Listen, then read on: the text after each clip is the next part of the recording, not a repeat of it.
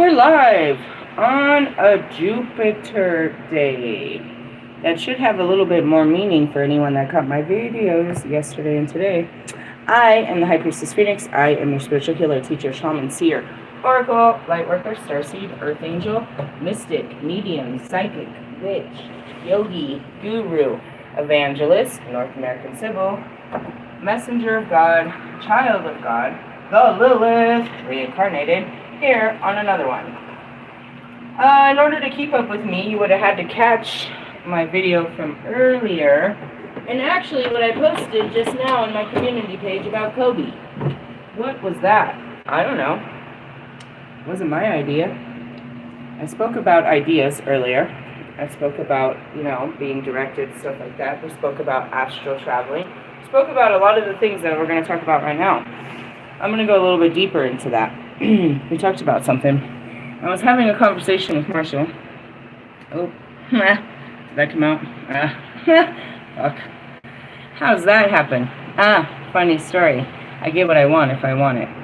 And that right there, too, to him, it blew him away. He's like, she must be magical if she can just be talking if she can just be in my DMs like this.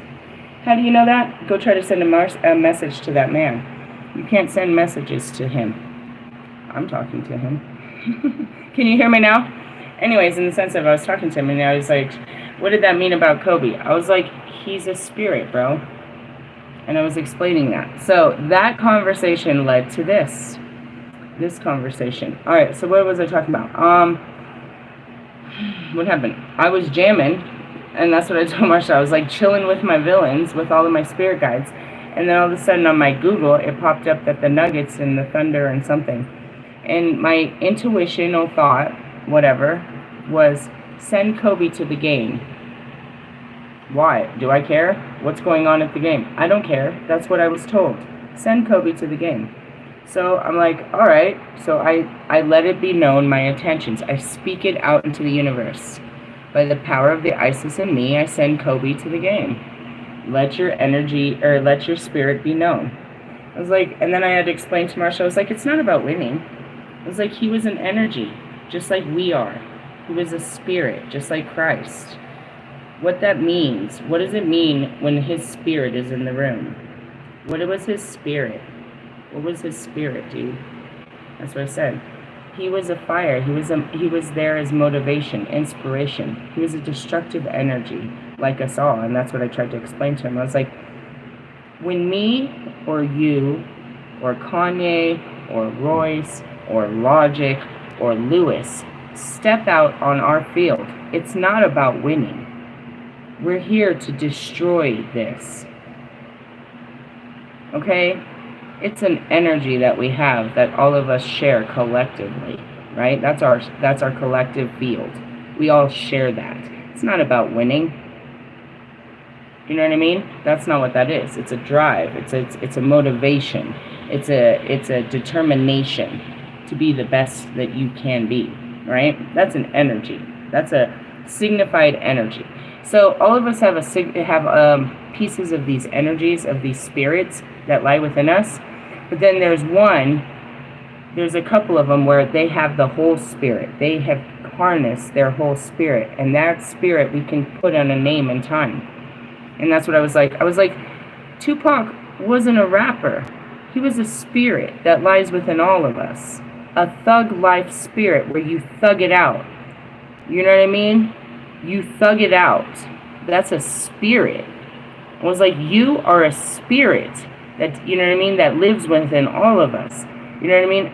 Lewis is a spirit that lives within all of us. I am a spirit that lives within all people.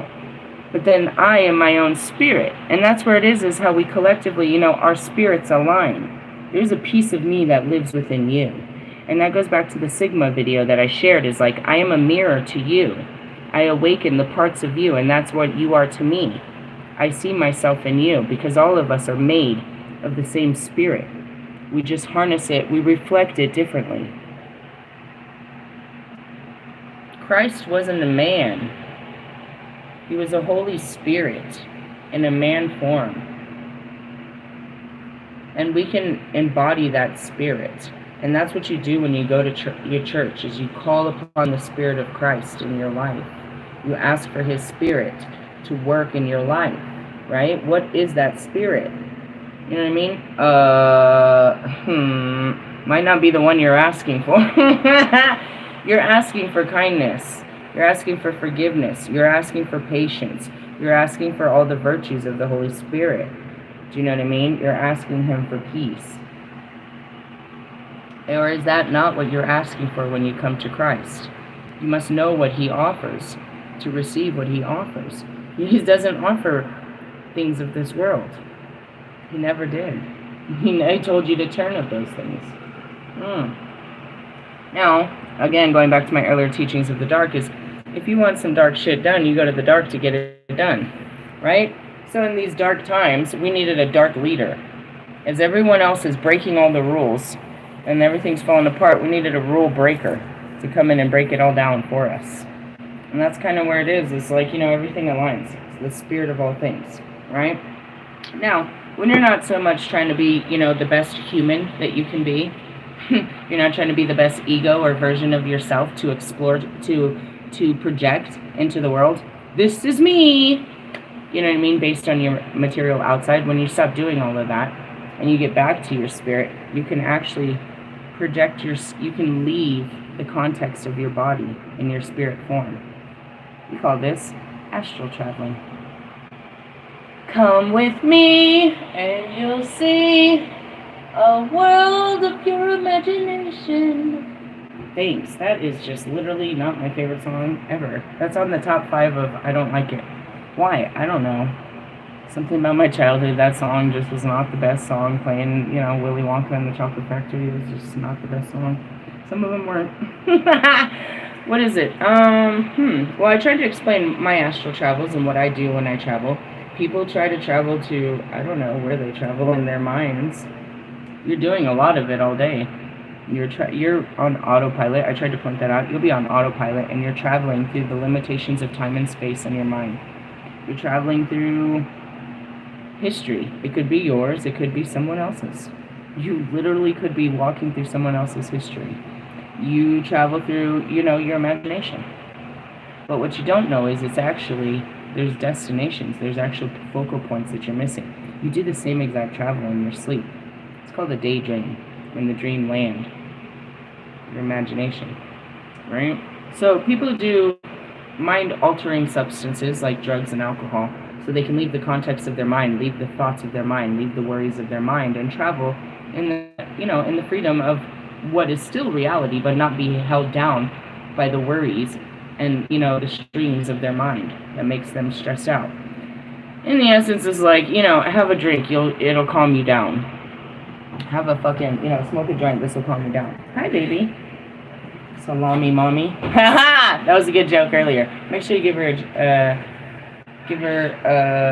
a snack, and then I'll give you my card. So that's what it is we clear, you leave your mind to go to, other realities. Okay. Well, I mean, we're in the multiverse, and there's an unlimited amount of realities because everyone creates their own in the context of their mind. We all live in the same place, but we all have different views, is what that means, right? My purse. It's right behind me. So, sorry, I told my son to walk the dog, and I would give him a couple of Robux. Give me a second. You ever do some shit like that? I'd be having to do it. I'm not walking back down there. She was all rolled over, all like begging me. I'm like, no, you're begging the wrong one. I can find someone for you to do that. I just came up the stairs. You keep up my foot. No, I know. Put that up. Okay, so astral traveling is when you leave the context of your mind and you just travel. When you learn how to control it, you can go to specific places. Okay. We also talked about moving through the tree of life, how the ascension is, and how you move through different spheres, Sephoras, dimensions. There's lots of ways to describe it as you elevate your vibration. There's all different ways, moving to different timelines, whatever, descending into worse hells, new levels, new devils, new blessings, whatever the fuck you want to call it, new challenges. You're going through new realities all the time, right? You had a way of life and you shifted your way of life. That is the way of the phoenix, I just want to point out. Meaning, you had a stable way of life that was cool, and then you wanted a different way of life. So you took a job in, like, fucking Canada. And now you got a new job and a new house, and, you know, you're exploring new friends, and, you know, possibly new love, and this and that, new food, new environments, whatever.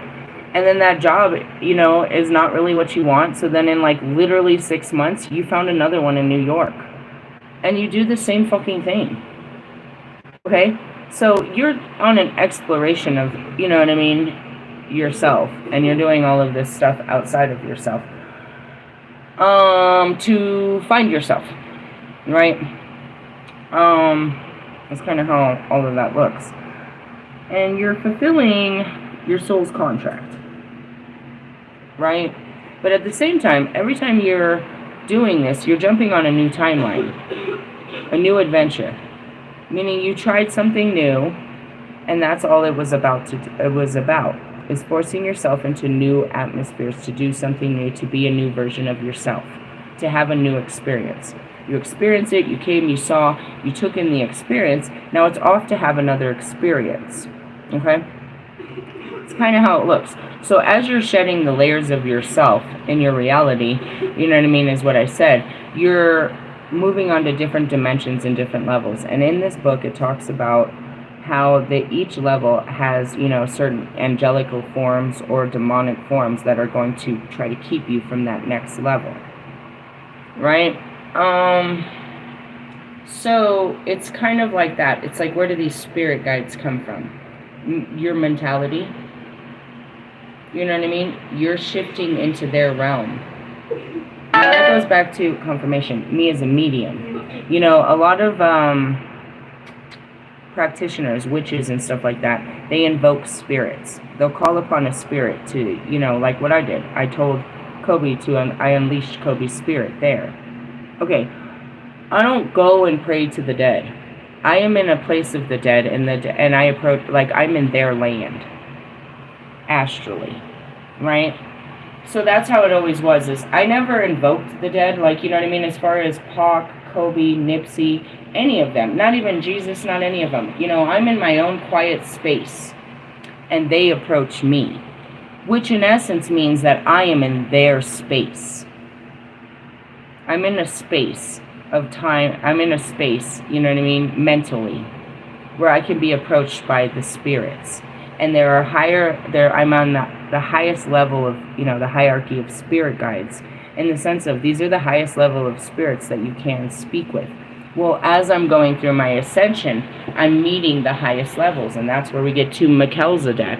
And you know what I mean? Now where did I go to? The beginning of this year, I was introduced into the Brotherhood of Buddha. You know what I mean? And that's it. We're taking it into new levels and stuff like that. But there are these guides to guide me. And then the guides are here left on earth within these books of what I'm experiencing in this ascension. All of them.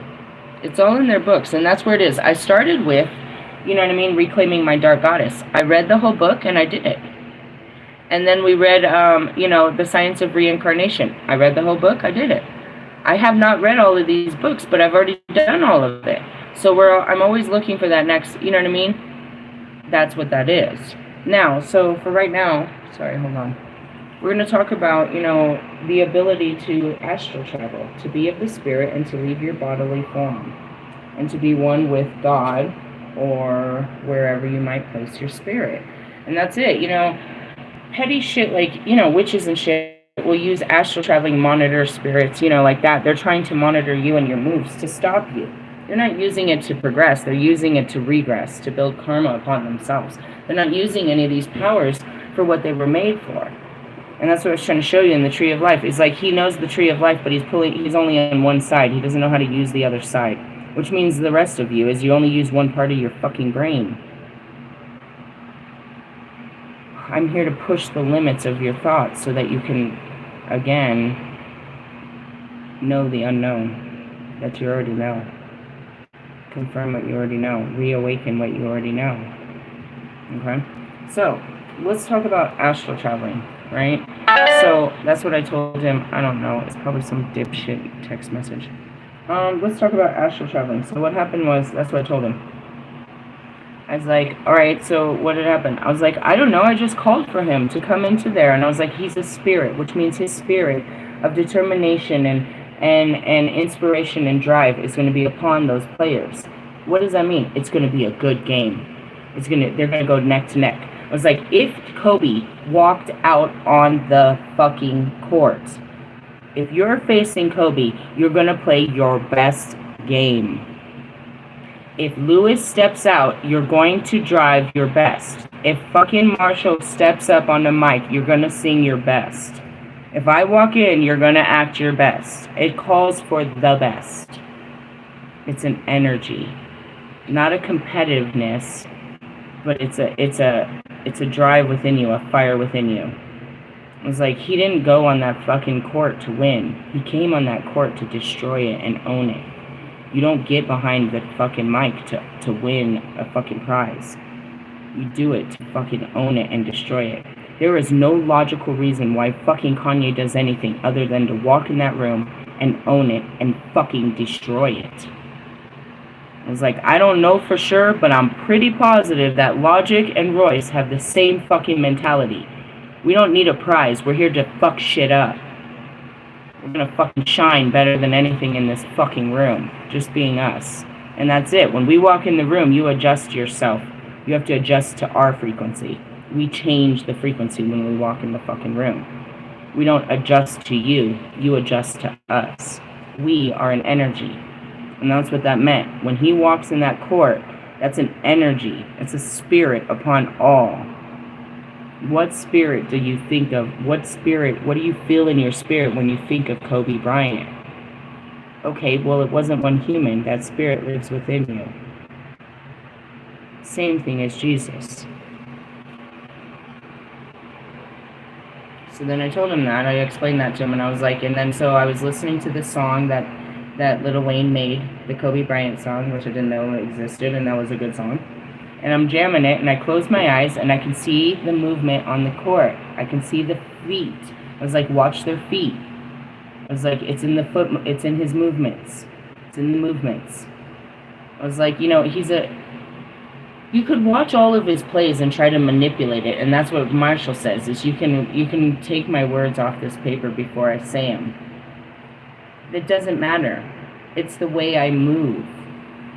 And that's what I've shown in Russ. It's like, you could take every one of my words, but you can't say them. There's no resonance. You can't be me with my words. You can't put me on. You know what I mean? And that's what Russ doesn't understand. You can't put success on. You can't put this on. You can't fake this. It's internal. And that's why you're always lacking that, dude. That fucking external validation. It's an internal knowing. It's not about cockiness and confidence. It's a humility in the fact that this is what I am, and I walk in this fucking room, all eyes on me. Right? You heard Pac? All eyes on me. And that's what it is. It's like his spirit's there. Now, when we think about Jesus Christ, it's a spirit, bro. When we think about Buddha, you see a smile and a hug. When you see Christ, you see a cry and a sigh. He cries for you, for your suffering, for your unknowingness, for your wickedness, dude, for your malice. You must understand, he saw that all you wanted to do was hate on him, and he wept for you. He asked for forgiveness for you. He said, I don't want you to live like this. I want you to be free. And, you know what I mean? These are spirits, and they live within us. We have that spirit. Our Christ spirit lights up. Our Kobe spirit lights up. Our Lewis spirit lights up. Our Marshall spirit lights up. Your motherfucking Lilith will fucking destroy you. They're fragments of what I am. And I'm here to help you understand all the spirit that lies within you and how to connect with it and channel with it and speak with it, and how it has faces and names and times and spaces.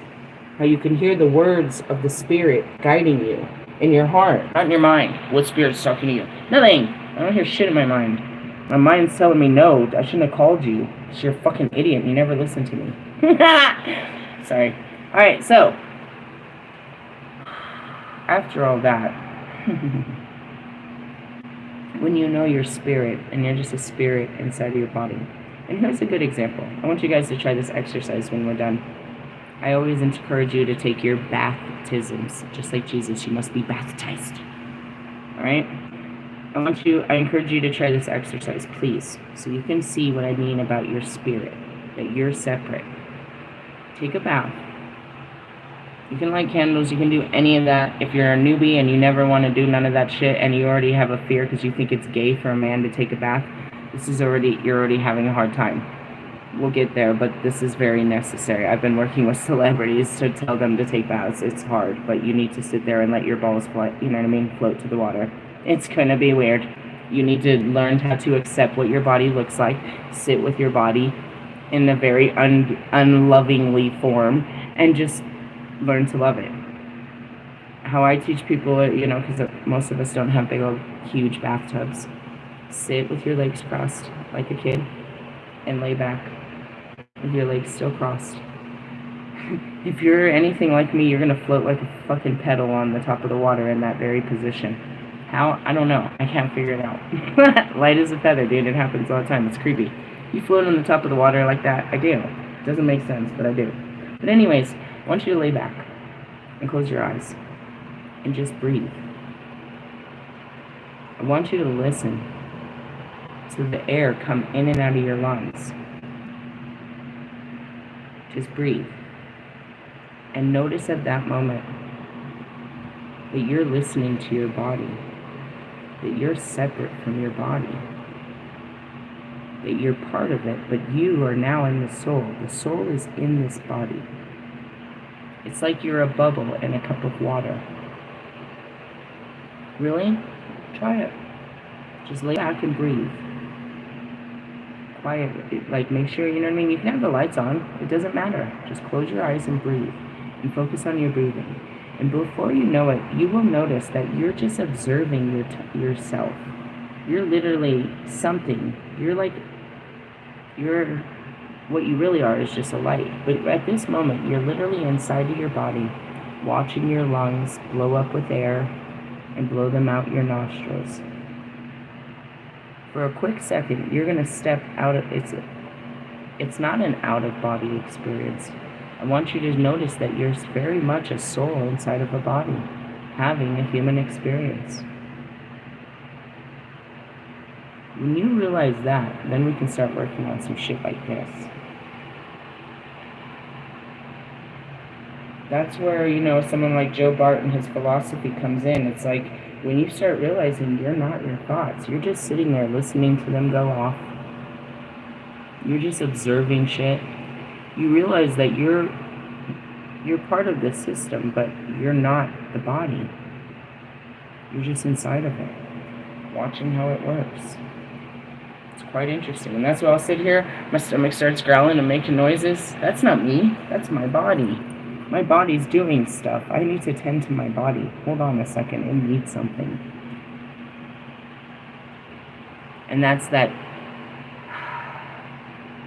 It's a trinity. It's the mind, the body, and the spirit, because they're different. You know what I mean? I sit there and I watch the mind from the spirit and the body. They're not supposed to be separate. They're supposed to work in unison, but they're very separate. They're very separate programs, right? It's the trinity within you, right? What makes you you. But right now, you only work with your mind, and your mind is just the program of the world. And that's what I said. My mind is useful because it has information of this world. It's been collecting information of this world, so it can tell me about this world. But not in the sense of when I'm trying to do something it's never done before. It's not useful. And that's all I'm supposed to do here, is challenge myself to go to limits that I've never did before because I was too afraid. That's all I'm supposed to do, is just keep pushing myself through fears. So the mind is not useful in that fucking category. It tells me all my fears and everything that's standing in my way. That's not useful. You're not useful. Now, if I'm trying to figure out, like, you know, how to get my car to do something, it might remember something it saw on TV or something someone said. It has impressions. and, you know, memories and impressions of what the information that's been taken in. So it saw sometime that this smoke equals this, white smoke equals this, black smoke it starts analyzing. It's a Google information. It'll start giving me information, but it's not usually useful. It's all protective. It's all virus protected fucking information. You know what I mean? It's like, look but don't touch. Touch but don't taste. Taste but don't swallow. Shut up. What do you mean don't inhale? This is stupid. What are you talking about? In the essence of the mind is not so useful. Then you got the body. It has its limitations, but then it has its desires. You know what I mean? Like your stomach and shit. And then, like, you know, you get bored, and then you get tired, and then you get, you know, the body has its reflexes to things. Like, I'm getting really hot lately, and it's not cool, dude. It's fucking with my mind and my spirit. I'm serious. Even the guy right now, I just went up to walk up to get some food, and he's like, it's really hot in this building. Bro, it's so much cooler right now than it has been. Are you serious? It's like 60, it might be 74 right now. It's been really hot in this building. What are you talking about? We're gonna die. And that's what it is. It's like, oh gosh. And that's where you have to tend to your body. You have to regulate your body because it'll affect your mind and your spirit. And then you can't let your spirit go too crazy because then, you know, your mind starts panicking and it wears out your body. It really does. It's like, I can go it, I can do it, I can do it, I can do it, and I want to do it, and I'm going to do it, and I can do it, and I can do it. And they're like, hold on, bro. I need to rest. I need to think. I can't just keep doing all of this. And that's kind of where it is it's a regulation of all of these. First, I want to talk about is, you know, we talk about a lot about your mind. Okay? Your mind is attached to the emotions you feel in your body. Emotions are feelings throughout your body. Your emotions are not a thought. Your thoughts can create emotions, but your emotions are based basically on your thoughts, which are repressed thoughts, to be honest. And these emotions that you're experiencing that you can't control are repressed emotions that have never been given a voice, just like the thought. So there's all of that, right? So there's your mind and your body, but then there's your spirit. As you learn how to work through your mind and your body, you realize you incorporate more of your spirit, because that's what's taking over during this time. You just don't realize it. What's the system that's fighting your mind? Your heart, which is your spirit. What's pushing your body? Your heart, which is your spirit. What's holding your body back? Your heart, which is your spirit. What's holding you back? Your mind, which is your fears. My mind's telling me no. Oh, and then there's those logicals, you know, like you just give into your desires and you end up having sex or having, you know what I mean, unhealthy foods or unhealthy habits. You're giving into all of your bodily desires. Your mind has no control. It has no self-control, no discipline, no limits. Right? So we have to learn how to do it. We have to learn how to allow our mind to be free and allow our emotions to be free in order for our spirit to be free. How do you do that? A lot of observing, nurturing, redirecting like a child. Your mind is a child of its own. Your emotions are a child of its own. And your spirit is a child of its own, which are very wise. The spirit is very wise because it's lived so many lives, but it's still a child, wanting to have fun. It never ages. The body does, but the spirit doesn't. It just becomes wiser. It doesn't get old. It just becomes wiser by its experiences. You know what I mean? The skin gets old, and therefore you act your age. You start to act in your age. But then there's people, you know what I mean, like Mr. Plum. He's nearly 80 years old, and he's very active. And I was talking about Nana Cello. My first baby daddy's grandma, when I met her, she was like 70, 80, bro. And she would fucking leave from Mexico, the top hills of Mexico, and travel all the way through San Diego, do all kinds of shopping, all kinds of this, all kinds of that, carry all these massive bags back and forth through this 3-hour journey of going from San Diego to Mexico. And she would do this and probably until her dying day, dude. She was unbelievable. Like, she had so much spirit. Like, you couldn't believe she had so much strength and spirit at her old age. But then you look at people now in their 50s and 60s, and they're literally getting in the Walmart carts because they can't walk their fat ass around the store. Is there something physically wrong with their body? Yeah, sort of.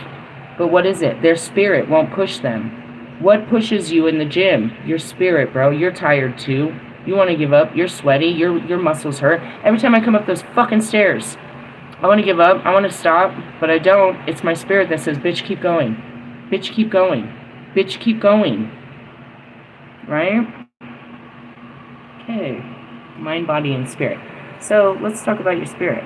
And that's what I try to tell you is, who is your spirit? I don't know who your spirit is until you start acting like it. Right now you're just acting like a typical fucking asshole human. Working through your mind, acting like everybody else. I can't tell what your spirit is made of because you won't let it be free. You're repressing your spirit to be liked. Is that not true? You won't say your true thoughts. You know what I mean? Oscar lets it out in his videos. He'll let his goofiness out, and then he'll pull it back because he thinks that, you know, he's not being sophisticated or educated, or, you know, he's not being an Aries. He's being a fool. He's being an idiot. He's coming off stupid. He's like, don't listen to me. Don't listen to me. No, I'm listening. And that's what you don't want. That's what you don't want people to see. You're wearing a mask. That's the real person that everyone loves. That's what I love so much about Logic, is when Logic is just not being logical. He's another Bobby boy when he's just being an idiot. Because all of us are true idiots. We're all foolish. And when we act in that foolishness, it's fun and it's exciting and it's freeing.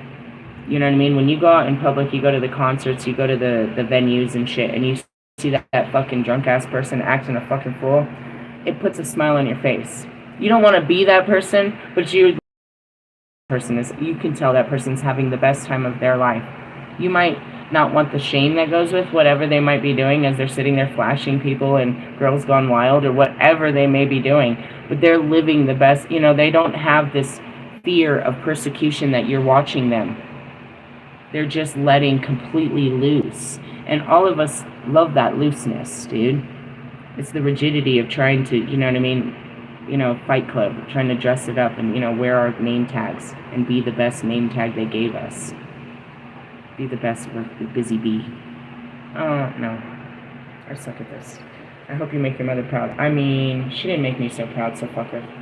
I'm trying to make God proud. I don't give a fuck about pride. There's nothing prideful about being free.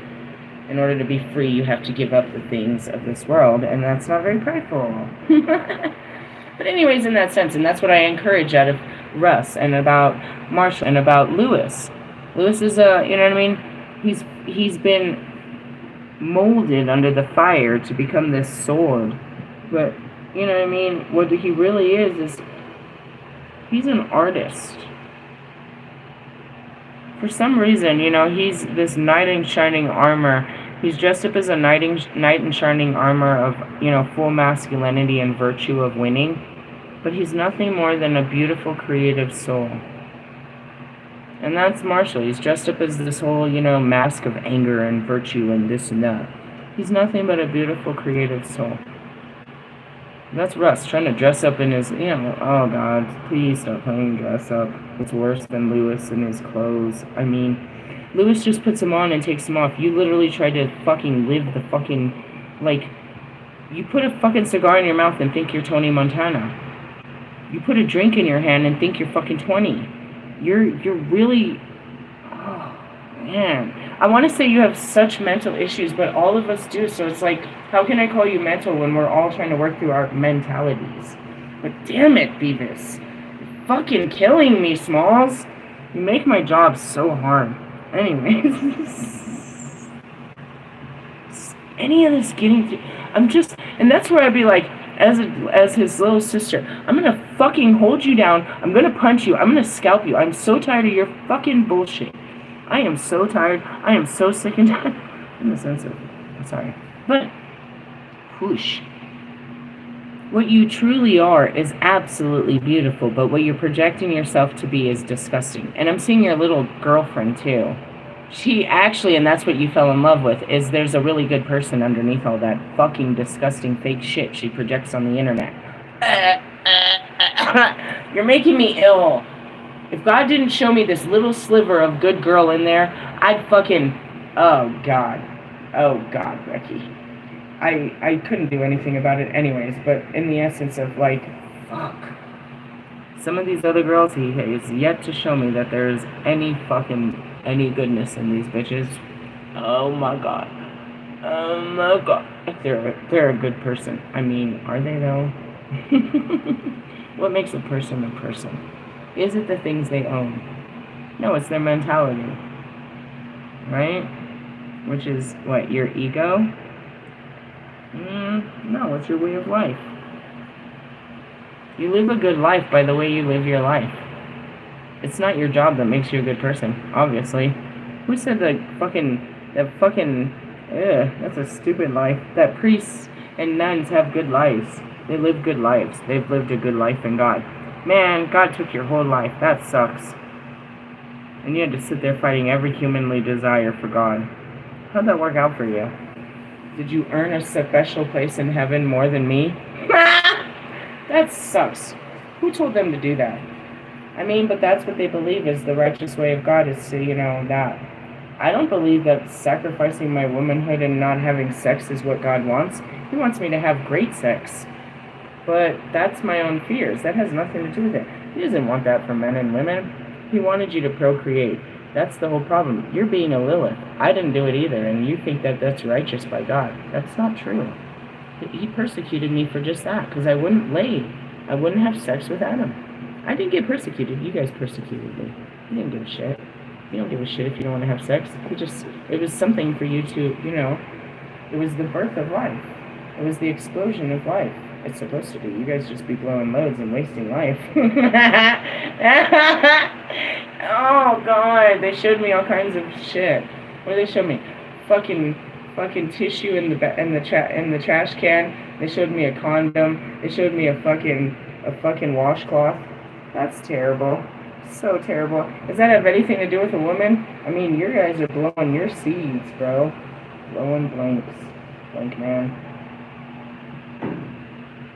Don't be Nick Cannon and all of that. You know what I mean?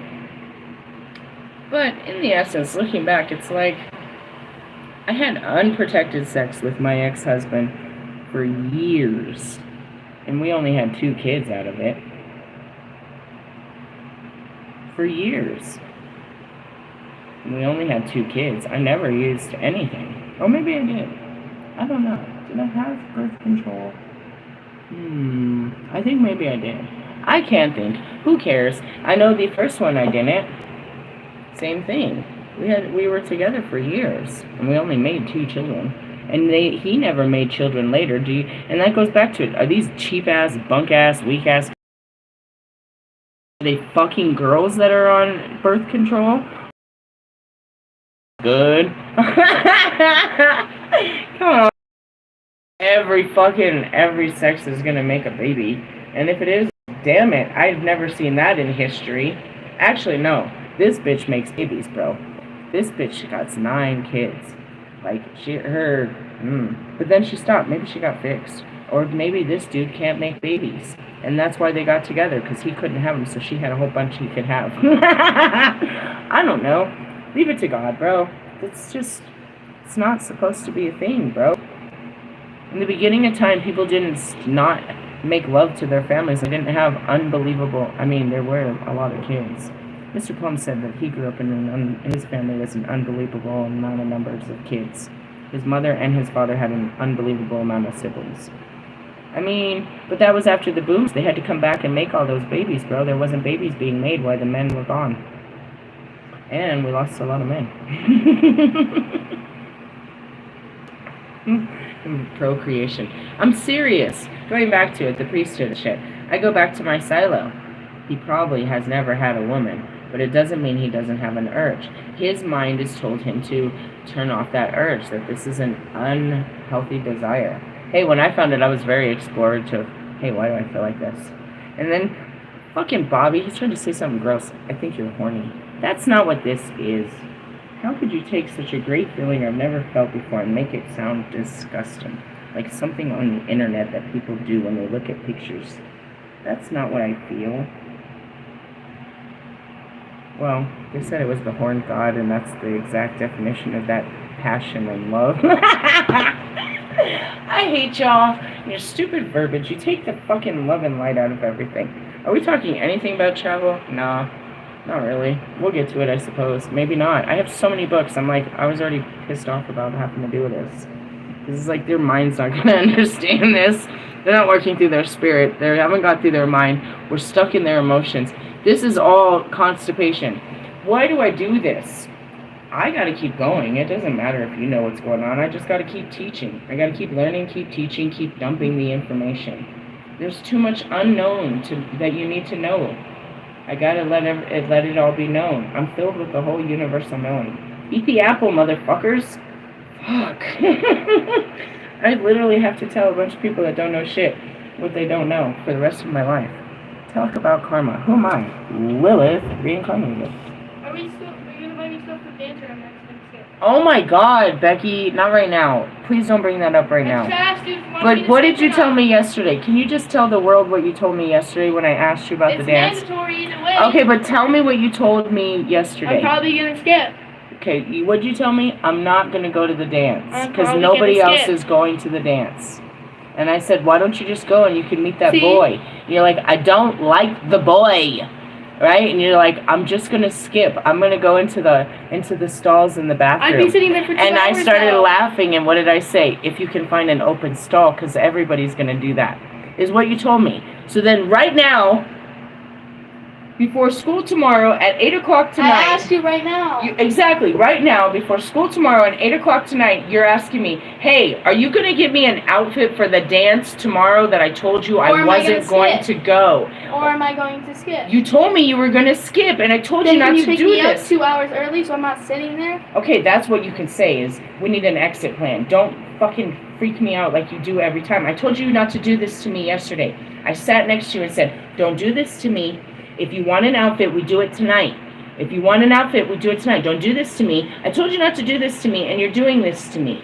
All you got to say is, come pick me up because I'm skipping. No, you don't tell me to go find an outfit in the middle of the night. I asked you. I'm not a fairy godmother. I can't create one. I asked you. I know, but I can't create one. You want to wear one of my dresses?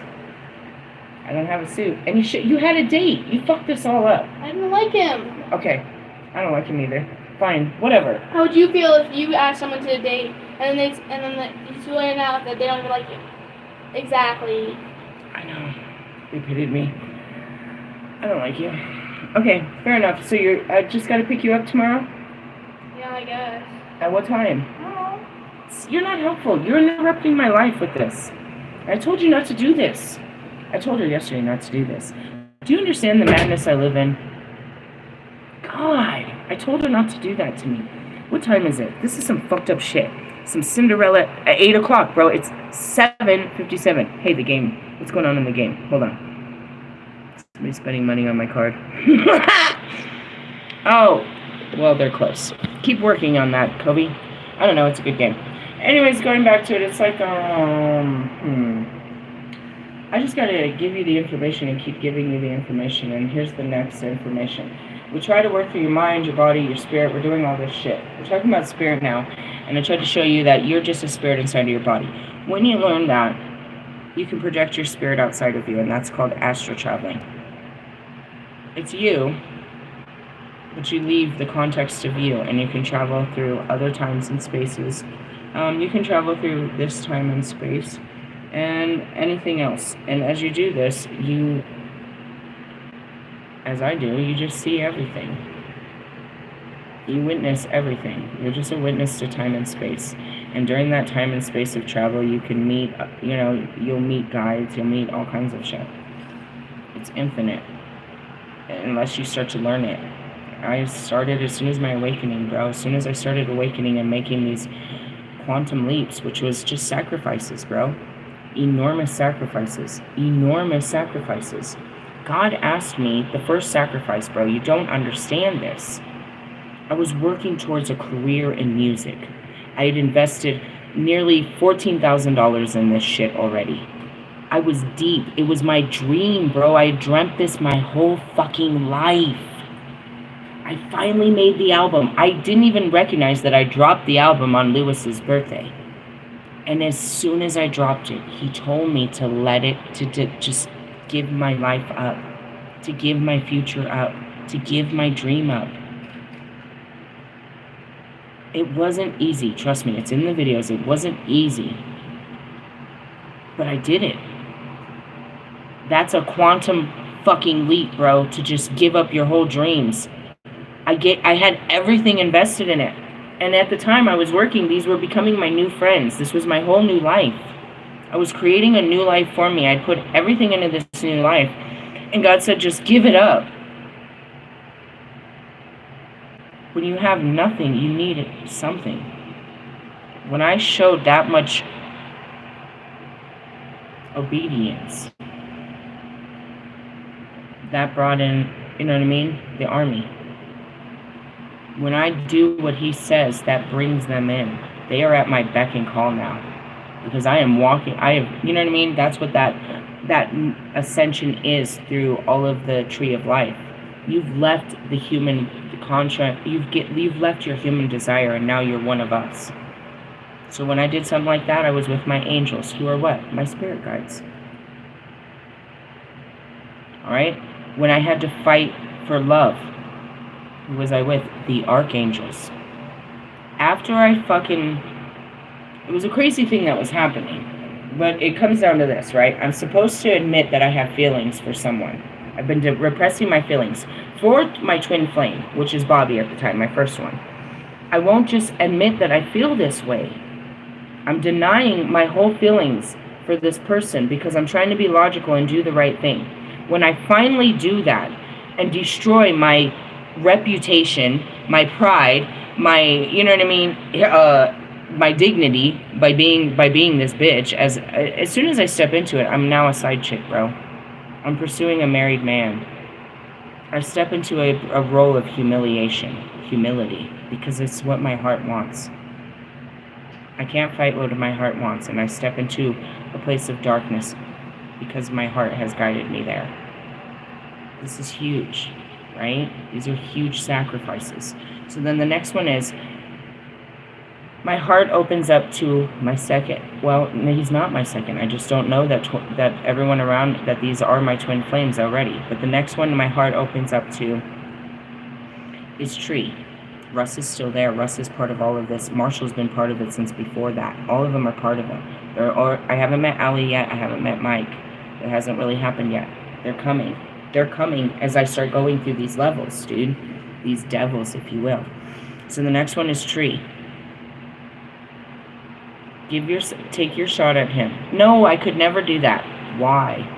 Well, because there's like a 20 I'm not messing with younger guys, and that would ruin my career and everybody, and no, I can't.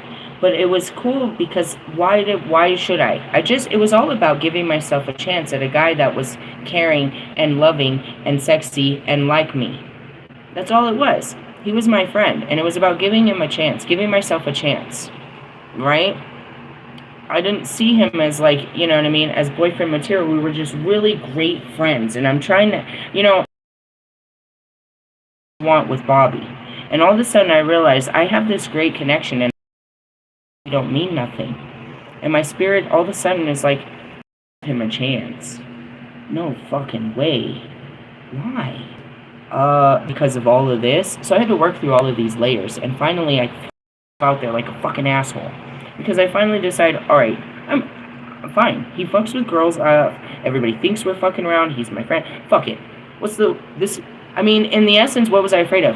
What if he actually comes on to me and, like, tries to kiss me and we, like, start fucking or something? That was my biggest fear at that point. What if he, like, what if he really likes me?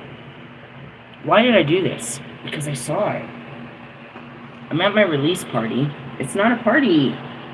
They're all at the fucking studio, and my Holy Spirit, the day I release my fucking album, takes me to the fucking, to the studio, and everybody that I've worked on this album with is now at the studio. So it's kind of like we all get together. I'm sitting on the couch, I'm looking at Hana and fucking Raj, I'm showing them a picture of fucking Bobby, and I'm like, one day, we're going to be a square, and I'm not going to be this awful triangle. And I'm like looking at his picture, and I look up, and Tree's in a chair looking at me like, I fucking love you. And I'm like, he's like giving me the I love you eyes, bro. I'm like, what? So then he leaves, and I'm left with this feeling of, he loves you. Whoa, that's weird. You should give him a chance. No way. Give him a chance. No way. give him a chance. No way. Then I give him a chance, and he acts like all of this is fake, and he would never fuck with me, and I'm making all of this up, as he's still chasing me around town. Such a fucking paradox, dude. It was such a weird thing. I get rejected and everything. Then I end up in Russ's DMs, and that's a whole nother thing. God. And what is it? Pushing me to be closer to these men. No way. Tell him. No, I can't tell him. I can't get close like that. And that's what it is. I got so close with Russ, and then... And that's it. It's like, you know, it's pushing me to my limits and all of this shit.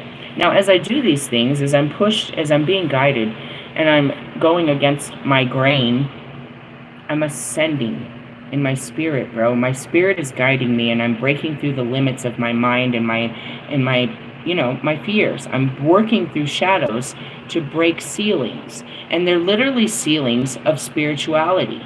In order to get to this next level of ascension or higher vibration, better timeline, I have to work through this fear.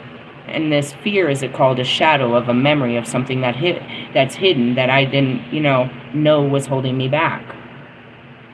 Now, these men, these twin flames, they call me to, you know what I mean? I'm called to push my limits. They push my limits. And what the limit is created, there shouldn't be any limits. What's created a limit is something from the past that won't let me go forward. Right? So, here's a good one. Here's my newest limit that I saw. No limit soldier. As soon as I realized I had contact with Marshall, I told him this. I said, I don't want to get too close. I don't want to get too excited. I don't want to get too comfortable talking to you. Why? Because this door will close if you don't keep it open, and ultimately it always closes because you won't keep it open. So I feel like I'm forcing this door to be open. But that's okay because I needed someone to talk to. And it's never been about you talking back to me, but just a place where I can talk and be free and be heard and be safe. I needed somewhere to be safe. I needed a place to be safe, and it was opened. And that's what I get from this. But if you're not, you know what I mean? Sometimes I do need you to talk back. And when you don't, then I don't feel safe anymore, and I have to go. It's not exactly what I said, but that was that limitation. There's a wall here, but it's not my wall. It's because of you. I can't allow myself to get any closer, because I get hurt going closer because you won't meet me there. Meaning, I have the power to open this and talk to you.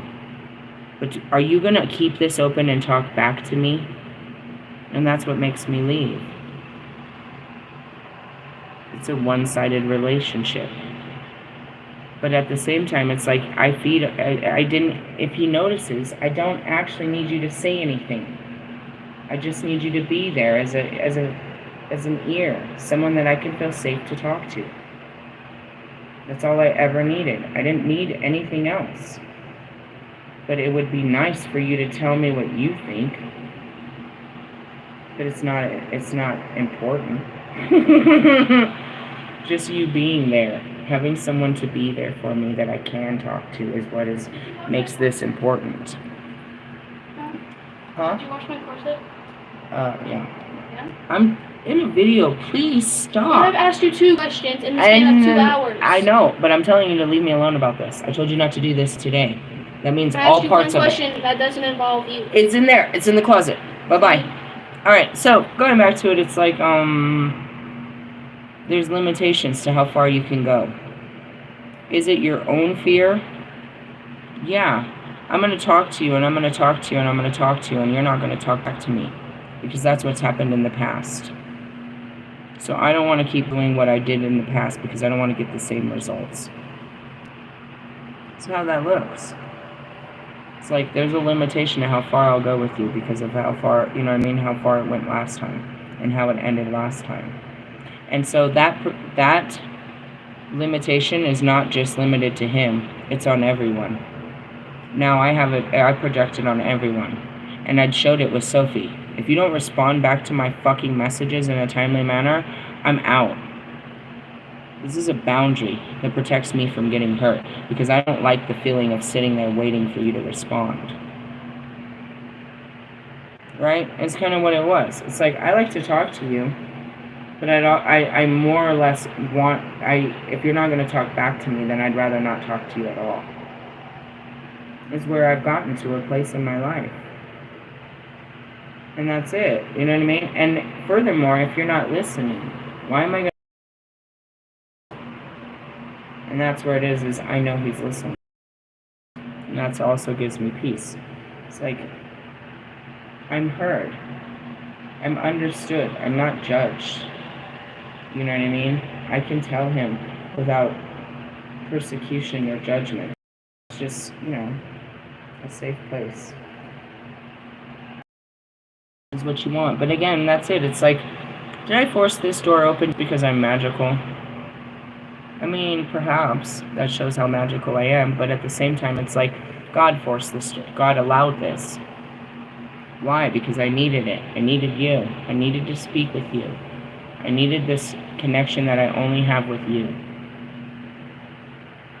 And I need you to understand how important this connection is, and, you know what I mean, keep it alive, so that it's like, I don't just come to you when I need you, but you're always there. And that's what we talked about earlier. It's like, you just show up in my DMs and talk to me like you know me. I always have.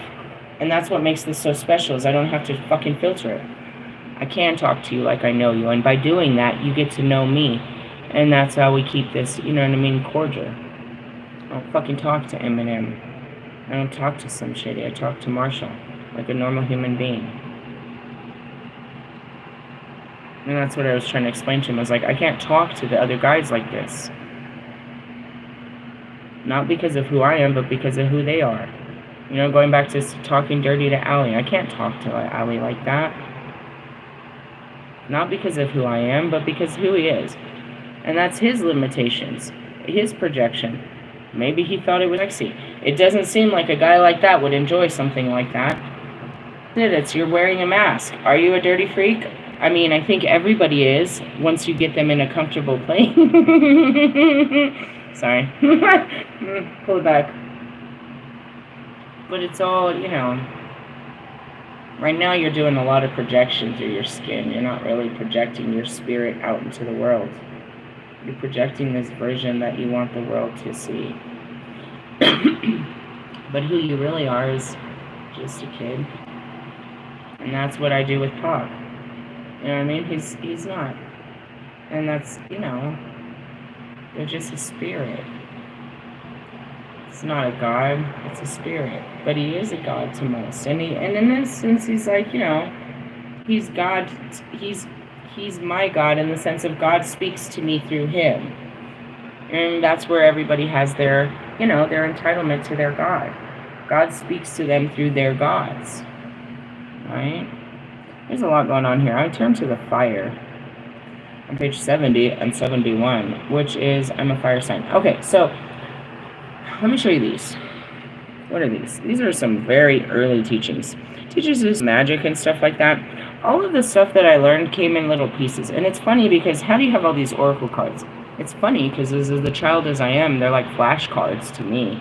Yu-Gi-Oh cards is what he called them. There's no power in the cards. It's just the wisdom that's behind them and how you apply that to your life. I'm trying to show you a different way of tarot, how to use tarot to guide you and heal you, instead of creeping into people's lives and trying to understand what their next move is and how you should move. Use it to understand how to heal yourself and how to, progress in life is what I'm trying to teach you. Take these divinatory ways. You know what I mean? Like, our witchcraft ways, instead of using them for hexes and curses and love spells, we use them for healing and banishment and protection. You know what I mean? It's all part of the craft. We just use, the light force. But me as the dark, I'm like, oh, you dark motherfuckers. I know what you're doing. You shouldn't be doing that. We're going to win, because light always triumphs darkness. But go ahead. Keep trying to beat us. You should have jumped on our side. It sucks being in the dark. How do you kill a witch that works for Christ? No such thing. And it wasn't called the witches. It was called the sisterhood. It's in my Palladium book. Alright, we're never going to get to this. This is going to be the longest video of my life. Let's try to. There's nothing really to talk about in this card. I'm going to talk about it with, all of these. Let me start with something like this. As a priestess, This is my guide to the pagan priesthood. Alright, all this weird, twisted, crazy shit that I tell you I do with spirits, deities, invocations, blah, blah, blah, blah, blah, blah. That is the way of a pagan priestess, bro. For me, the role of a priest, druid, shaman, or any term is to be aware of the paths and the needs of the people on those paths, and to act in such way to support each person's progression, sometimes as an educator or mentor, sometimes as a guide or companion along the way, sometimes as a guardian or a safe place for them to come back should they falter. Sometimes that is a challenge and a cataclysm. Always the focus should be on the other and their next step on their path, their growth, until they either no longer need a spiritual leader or choose to become one themselves. Always a person should resolve their own spiritual needs and be confident in their stability and direction before stepping up to take the burden of becoming a spiritual leader. For how can you safely support someone else where they walk when you are not sure of your own feet upon the path? And that's it. You know, a lot of these tarot readers, they're like, you might be a light seed, a star seed, an earth angel. They're none of these things. They're not walking the path. You're giving them these titles, these entitlements to their behaviors. And I'm tagging Loom and Noon on this one, bro. You can't give these people these titles. They're not it. And that goes back to, you know what I mean, Draco, trying to tell everyone that they're cult busters and they're doing all of this ancestral work and they're jumping timelines like all they say. They're not doing what I'm doing. They're not breaking ancestral curses. They're not walking away from jobs, dreams, realities, ways of life. They're not cutting their hair. They're not changing their food habits. They're not changing their bodies. They're not changing their lives in any type of fucking way. They're not making these sacrifices to be free in the spirit. So how can they be spiritual in any type of way, shape, or form? Telling tarot doesn't make you spiritual. And that's why I'm going to teach you. Come back tomorrow for Intro to Tarot, Part 9, where we continue through your thoughts. Idiots, what the fuck are you thinking? For me, a true spiritual leader lives their beliefs publicly and without reservation or hesitation, not for anyone else's benefit or observance, but purely because it is what brings them joy and spiritual fulfillment for themselves. I went to the gas station, I posted it, and the girl's like, I like your necklace. I was like, thanks, I'm a high priestess. I'm a witch, I teach spirituality. She's like, that's so cool. I said, it's so not. Do you want to talk about your shadows and what happened in your childhood and how that is limiting you from being a free spirit because your fears of what happened and all the shame and blame that you have built up? She said, oh, wow. And the guy behind her is like, yeah, that's what we need to talk about. I was like, yeah, we do, but nobody wants to take accountability that we're being assholes because of what the world has done to us, and we need to change our evil ways. You don't want to talk about what's hurting you and put it out there and literally quit your life and be a better person. And I am tasked to teach people that for the rest of my life. She's like, I dig it. I was like, well, here's my card. Thanks. Come dig it. Dig yourself into a hole. In the essence, it's like, you know, this is what I do. I'm this all the fucking time. I'm here to help you and to guide you. And really, I know you don't want it, so I really don't like doing it. If you wanted it and you applied it, and I was excited about that bitch, she was like, yeah, I'm going to do what you say. I'm not going to talk to him, and I'm not going to do this, and I'm going to see the light. And then I see her 2 weeks later, and she's like, well, that's just the way I am, and I don't give a fuck. And if people don't like it, then they can fucking kiss my ass. Bitch, I'm out. There's too many of you. I can't help you. I can't help that type of mentality that there's nothing wrong with you. Get out of my face. Ugh, I hate my life. And that's it. I believed in you until I can't believe you. I can't believe you. But purely because it's what brings them joy and spiritual fulfillment for themselves. In their own complete self, may inspire others along with their own path to healthy and balanced spiritual existence. Leadership roles in community are about the center and center for people. I don't know where I turn to, but it was all the talking about, you know, the roles. You have to be able to talk. Here it is. Which of the following sacerdotal functions do you prioritize? All right, so you have to petition a deity, teaching and training and guidance techniques, ritual techniques, experimentation, experience, and expertise, Moving between the worlds, which is journeying and astral traveling. Technical and creative knowledge of tools of worship and work. Knowing which tools to use and how to worship, you know what I mean, throughout the seasons and what deities you're working with. Performing ordinations and initiations in your tradition. Representing or acting for the deities. Conducting or facilitating life rites like births, marriages, and deaths. I haven't done all that shit. Designing and implementing of magical acts. I teach you all that shit. Healing or medicinal intervention, physical or energetic. These are literally the guidelines to be a priestess or a priest, or a spiritual leader or teacher, a shaman, a seer, a mystic, a medium, a sage. You have to be able to do all this shit. Stop running around saying you're any of this shit. But in essence, for me to become the high priestess, I had to become, you know what I mean? I was initiated into all of these things. How? By leaving my regular world. They gave me otherworldly information to study and to apply and practice in my life. I didn't know what I was doing till after. This right here, teaching, training, guidance, and sacerdotal techniques, that's all I've ever done with you guys. I didn't know that this was part of it. Ritual techniques, I show you as I'm being guided to do these rituals. During specific days, I show you all of it. You know what I mean? Experimentation, I show you what I'm doing. I do it over and over, and I become an expert at it. Moving between the worlds, I tell you how I do that. And we're about to move into journeying and astral traveling. Technical and creative knowledge of the tools of worship and work. I show you how to work with the elements. How to work with water, oils, fire, you know what I mean? Earth chakras. I show you how to show you. I work with all of that. All right? Representing or acting for a deity. I speak for the gods. I'm a messenger of God, and I tell you which god I'm speaking for, or which dead person, which spirit is speaking, who I'm seeing and what they're saying. All right? Design and implementation of magical acts. We get through a lot of this stuff, and I show you what they say to do, and I tell you other ways to do it. And some of them are not even my way, it's just ways that I do it. I show you the implementation of it. Healing and medicinal intervention. I ask people to, pray upon them, but I do a lot of this energetic, and I offer that on my card. I can do chakra alignment. I can do all of this shit. How? Because I learned it. Now that's the sacerdotal. Let's talk about the pastoral functions. Earning natural trust and respect through the right actions. Learning from my mistakes. Teaching and mentoring. Holding myself to the highest standard as a community elder. Standing up for those that can't defend themselves. Providing safe and open space for community speakers.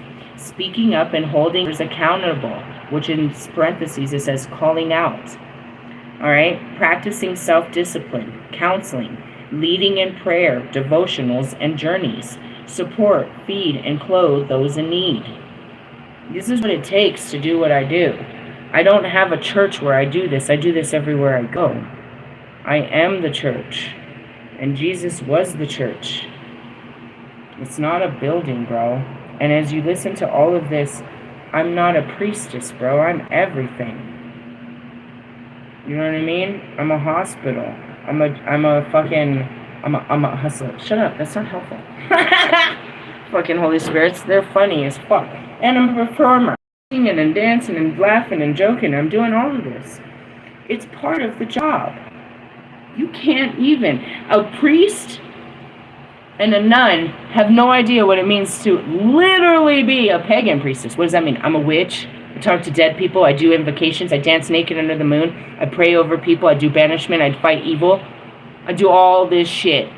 And I still have to do laundry and fucking take care of asshole kids like this. I told her not to do that. What a teenager. Did you hear her? Did you get my shit? She knew I had to dry clean it. That bitch came out at me and asked me if I dry cleaned her fucking corset. Bitch, you know I didn't. I asked you yesterday if you wanted me to buy you an outfit. Now you're in my face trying to get an outfit together when you just said you were gonna ditch. She's gonna do this, and then she's gonna guilt me in the morning. And I'm gonna have to show up at her school with a fucking outfit. Why? Because I give a fuck. Do I right now? No, I don't give a fuck. Fuck your feelings. Fuck. Why? Because I'm a better mother than some. Just trying to be a good mom. Fucking that shit. Anyways, that's it. Consorting with the spirits. I gotta teach you how to talk to them and how to protect yourself and how they come to you. I didn't fucking talk to nobody. They talk to me. Get in my face. Get in my face. That's how I be. All I did was become a spirit. All I did was work through my mind and my emotions. We're going to get deep into this because I got 4 books that talk about it, and we're really going to talk about the ability to travel in your spirit. How did this happen? Bro, all I was trying to figure out was my mind and my emotions. That's it. That's it, bro. I was trying to make music. I was in a career. My mind was falling apart, and I couldn't control my emotions, and I just sat there with it. And my spirit started to guide me to what was best to handle these things.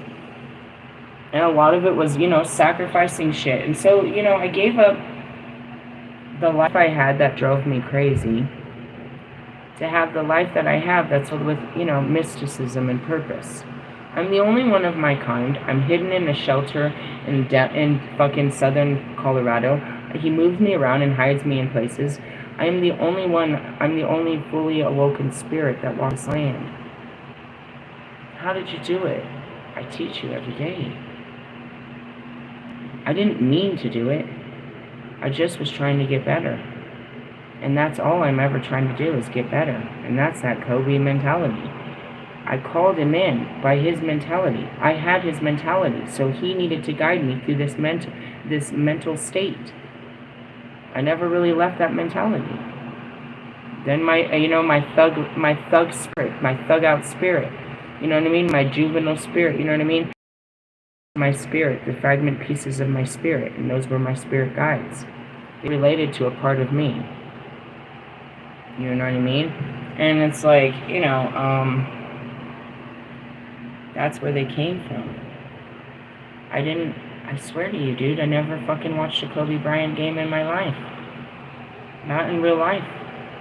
Until after Spirit, and then I would see him, I'd see his fucking synchronicities, or you could say the AI of my phone. I would see, his works. I didn't know how he worked until I was already been working with him. Then I saw that this is how he was in life.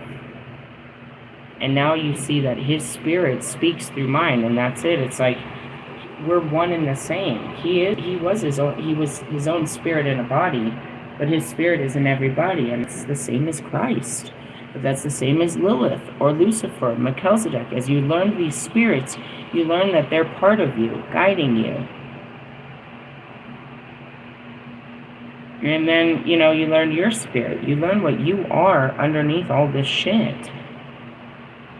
You gotta understand, when I woke up, I had multiple personality disorders. I had all these thoughts, these voices that weren't me, telling me how to act and what to do and everything about the world outside of me. And I didn't agree.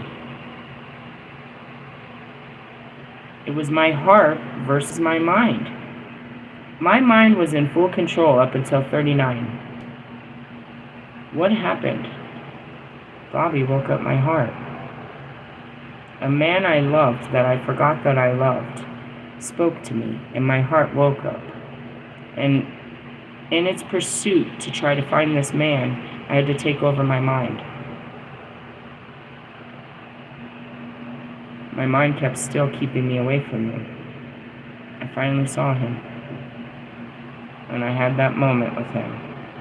It wasn't a lifetime, but it was enough for me to have peace and let him go, which I didn't have before.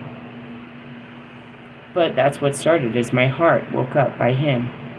A love for him is what woke up my heart, and it couldn't have him because of how my mind was. It was my heart that woke up and realized that my mind was out of control and what made it do such things. And that's where I was like, I realized that I was sick. Nobody saw it. I'm sitting there in my heart, and I'm listening to my mind, and I'm watching it shift and take control, and how I have no over my mind. It's just, it's shifting, and so I'm trying to understand my mind and control my mind until finally it just shuts off. And then it's just my heart. All I have is my heart guiding me. I have no memories, nothing. I know it was a bad memory. The thoughts are gone. The desires are gone. The ambitions are gone. The things that you know what I mean? It's gone. All I have is my heart guiding me in this world. What do I do now? I'm listening. I'm waiting for something to tell me what to do, because that's what it was before. My brain kept telling me.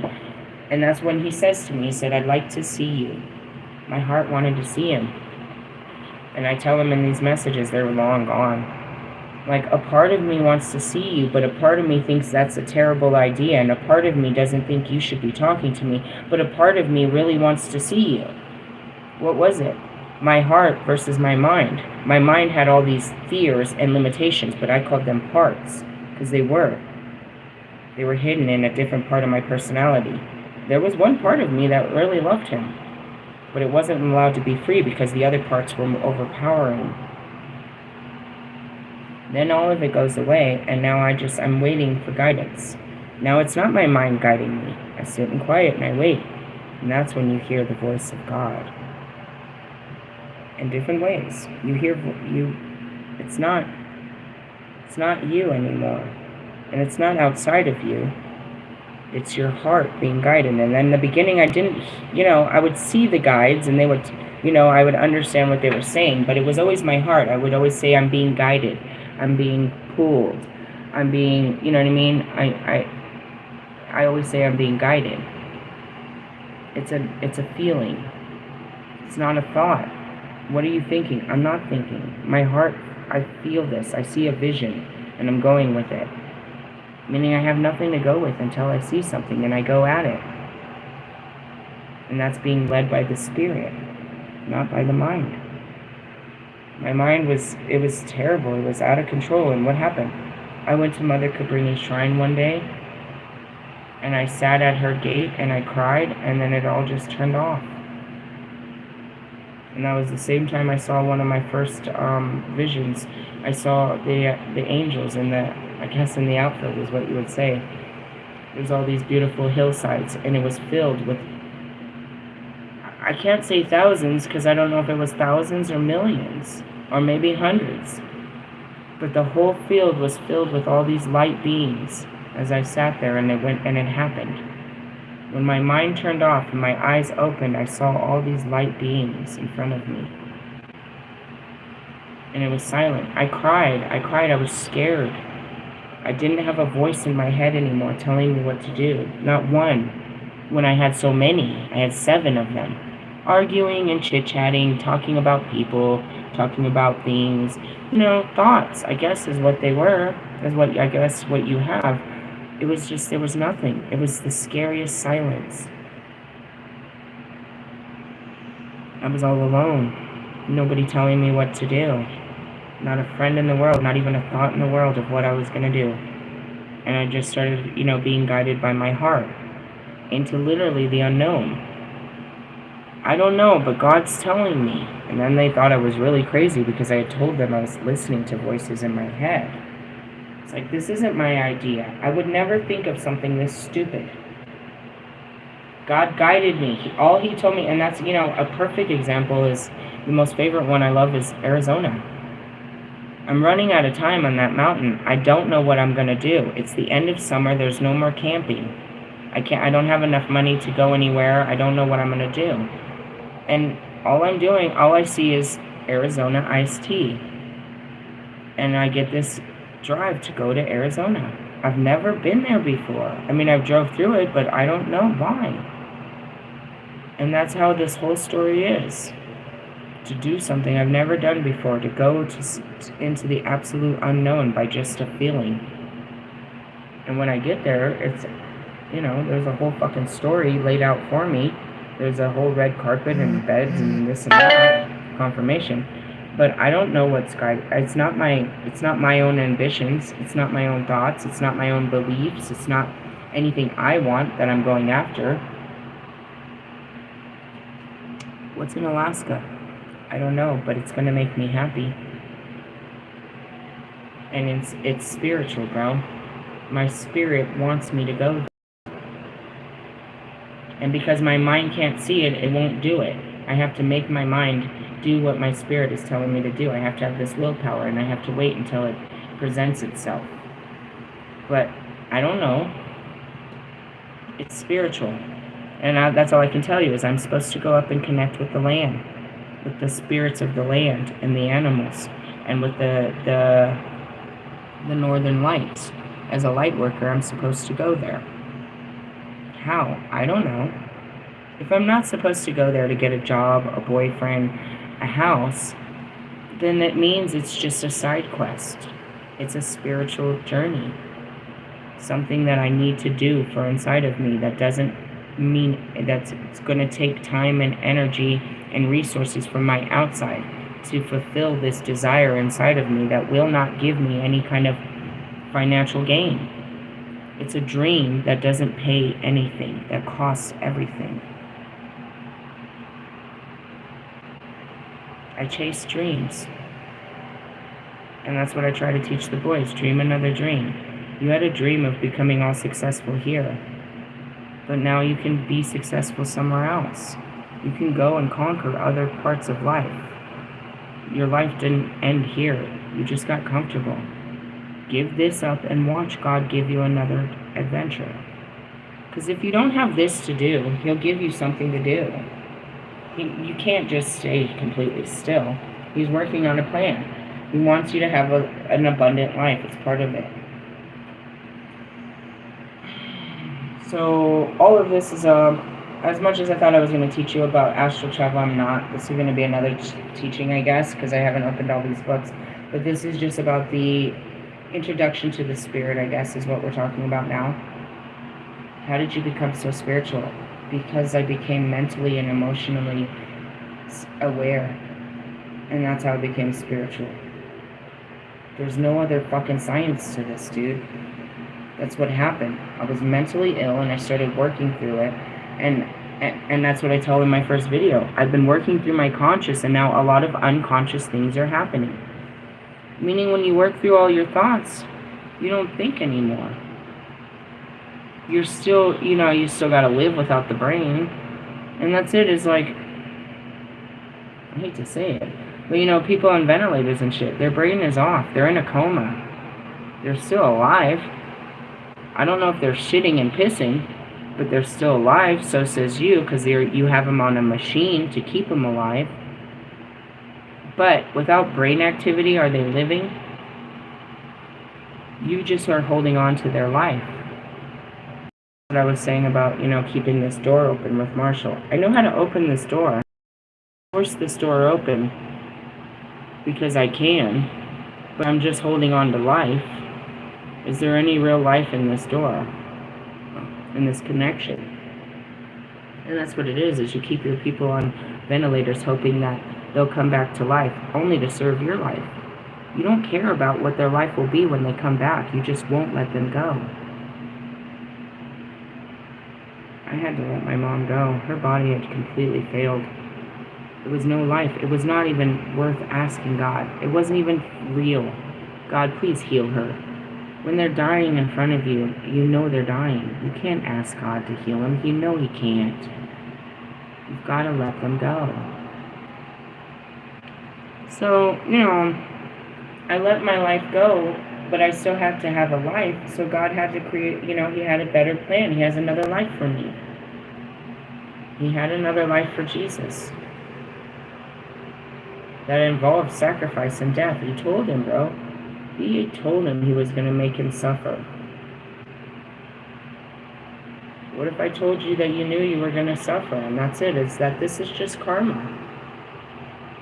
What if I gave your suffering purpose and understanding? Could you let it go if you knew that it wasn't for nothing, and that it actually was to develop your character and to help you heal others that are suffering?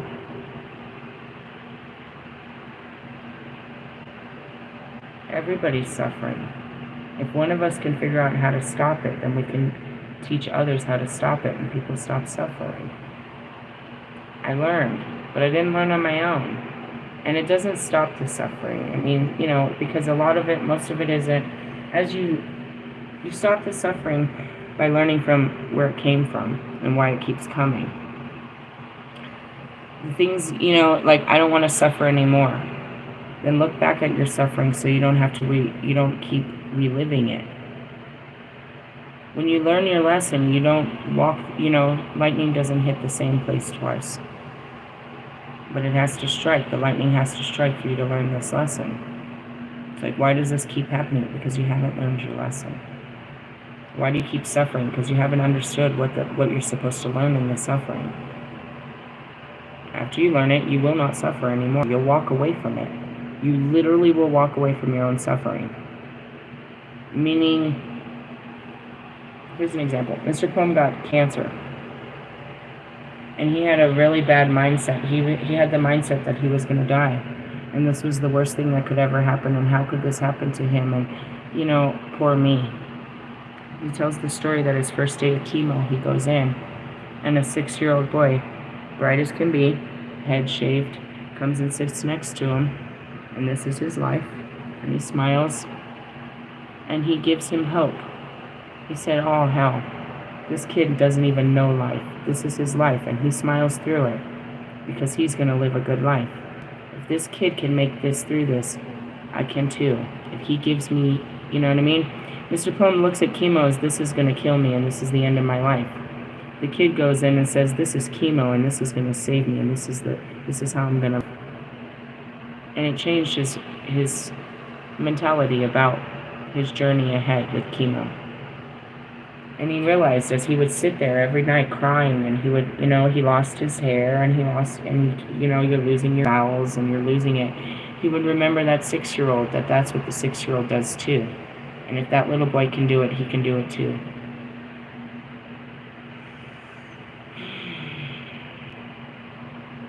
Sometimes people's suffering, gives us the power to pull us out of our own suffering. And that's why we love a good story, and that's why people come here. Through my suffering, they found their salvation. And that's what Jesus was about. You know what I mean? You found your salvation through his suffering. In the essence, did Mr. Plum deserve that? Did the 6-year-old deserve it? Did Jesus deserve it? Did I deserve it? No. And that's where we learn that things just happen. We don't say bad things happen to good people. They're not bad things. They're trials and tribulations that happen to all people. And all of us can, it's how we choose to overcome it or let it destroy us. That's this life. We're just a soul having a human experience. We all experience all different types of things, but the point is to have lots of experiences, to experience it fully. That doesn't mean to take it all in, but to let it all out, which is you. Let yourself be free in this experience without perfection or expectation. And that's what it came down to about Kobe. Lewis has a winning mentality. Kobe didn't. It wasn't about winning to Kobe. And that's where you would look at him like, why aren't you happy? You guys are winning. The job's not done. You would look at him as ungrateful, but he never went in there with that intention. It wasn't about a trophy to him. It was about the destruction of the old him and becoming a better version of him and encouraging others to push it to the limits. He wanted to push himself to the limit of every game, his team members and the other team. He wanted to push the game to its limits every time he got out there. He might lose doing it. This might blow up in my face, but I'm going to push it to the limits. That's an attitude. That's your free spirit. That was Pac. That was Martin Luther King. You know what I mean? That was Rosa Parks. Where I'm going to be free and break this. I'm going to be free. And he broke some rules and he pushed people to their absolute limits, you know what I mean? And that's Marshall. I'm not going to restrain myself.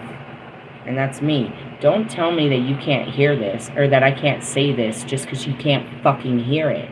I'm not going to dumb myself down for your dumb shit. And that's Kanye. I'm not going to fucking step down for your dumbness. I'm not going to dumb myself down for you. In essence, we do. We have to humble ourselves before the children. But when we come in, it's an attitude. It's not about winning.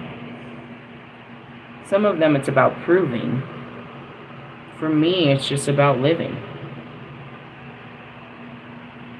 You know what I mean? I'm not going to not live this experience. If I bought tickets to this show, then this is about me experiencing this show. You know what I mean? When I walk in, this is about my experience here. And it doesn't have to be good. You know, I'm seeing restaurants. I came in the restaurant and now you have to serve me the best. It doesn't matter how you serve me. It's just an experience. And I can have an understanding if I didn't have the best experience.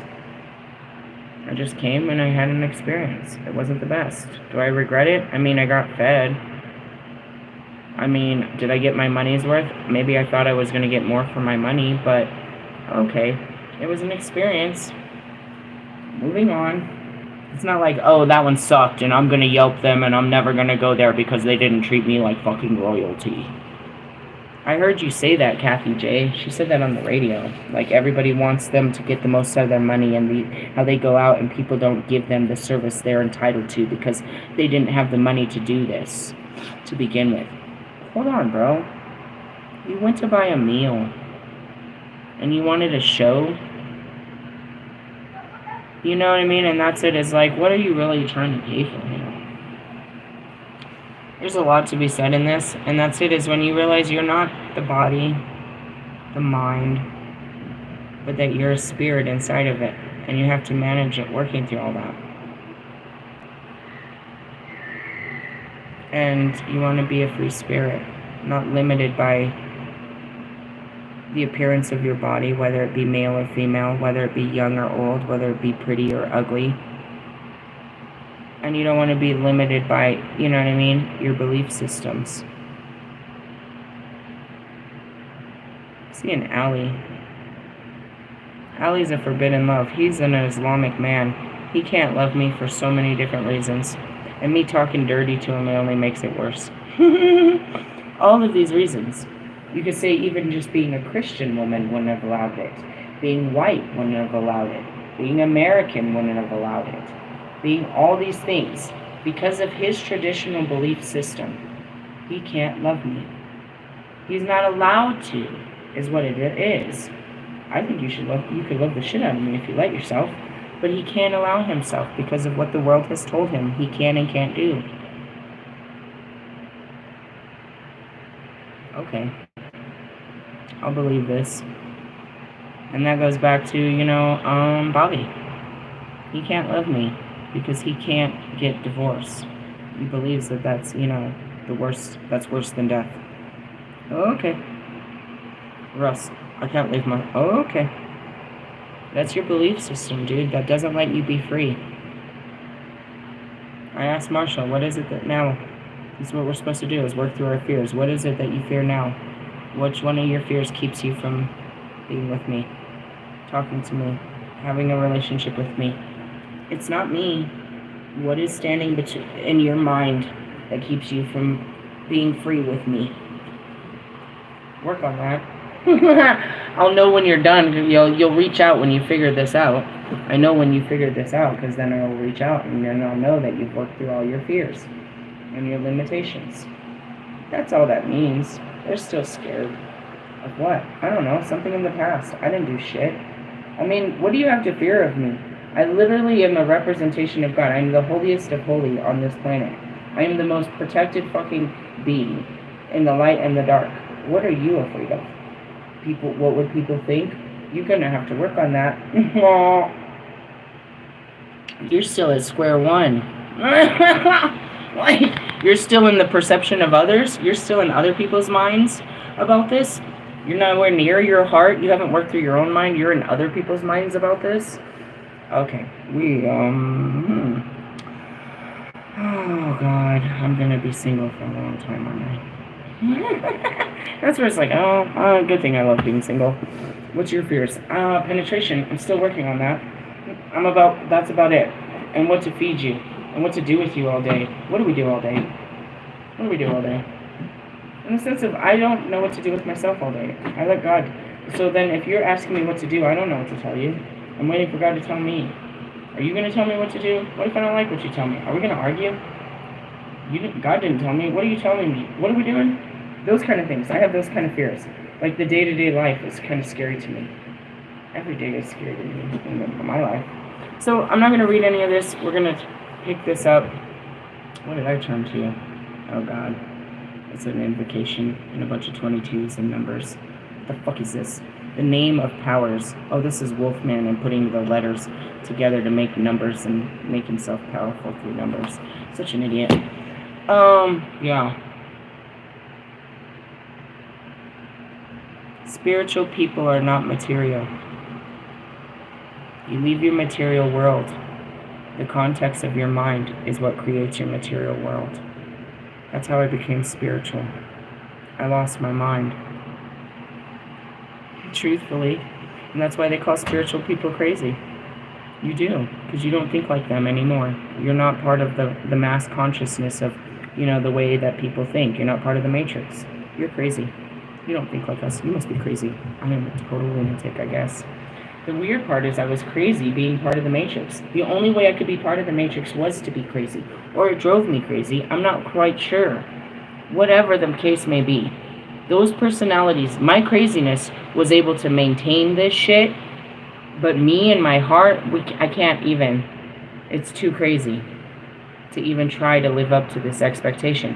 And that's what I said is, did life drive me crazy, or I had to be crazy to drive through life? Which came first, the chicken or the egg? I don't know.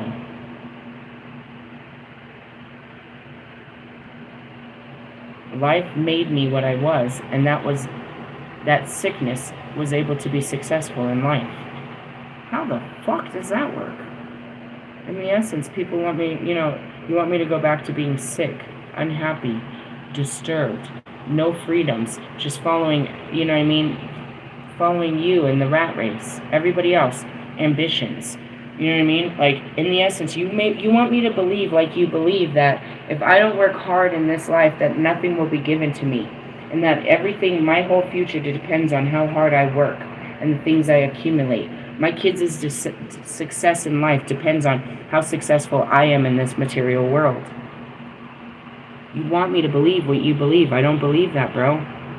I did.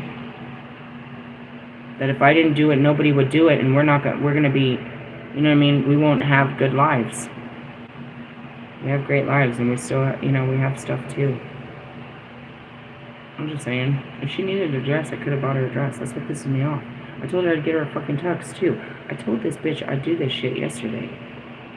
So don't do this to me today. Now she's gonna do it to me. I kinda don't want to get off the phone because she's gonna try to fucking bully me into buying or something.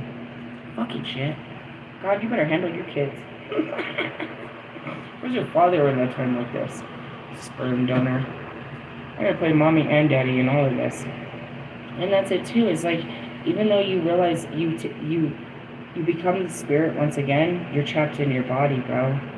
I'm gonna share an awesome fucking, I laughed so hard. I'm gonna share an awesome fucking reel in my shorts tonight about it. You still have to be here now. Now you are no longer just a human being. You're a spirit having a human experience. Here to experience everything you didn't do in your other human forms. And that's like, clean up all your messes and, push all your limits and do all the things you never did so you never have to come back here and do some more shit. You're hitting your fucking, you're checking off all your boxes.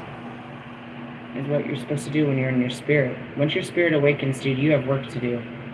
Lots of it. Your mind just keeps you doing regular, 9 to 5 work. That's not getting you anywhere. Your spiritual work is getting you far in life. The works you do in this world are not getting you anywhere. Truthfully. Your job's not taking you anywhere in life. It might be paying your bills, but it's not taking you anywhere other than to a grave. It's the truth. My spirit leads me, and that's what Bobby said. It's like my life's not as exciting. You mean chaotic? Adventurous is what you think this is? I mean, it is. It's terrifying. And that's what I said. I can't not do this. And I was very serious. God wakes me up in the middle of the morning, 4 o'clock, Kobe wakes up in the morning and says, hey, you gotta get the fuck out of here, start packing your shit. He did it in Wisconsin. It was around this time. It's her birthday, dude. It's Lili's birthday. I know that. I feel it. We're drawn to her. She's part of my soul contract. I'll meet her when she's older. Ever since she was born, she's in my life. That's it. It's her birthday. In my spirit, I wake up in the morning and they say, you're gonna tell them no. You're not going with them. And I'm like, they're gonna kick me out. It'll be okay. And that's it. They kick me out, and I'm like, the spirit's like, start packing. You're gonna be okay. And that's it. I just have to know. And it's scary to walk in that kind of faith.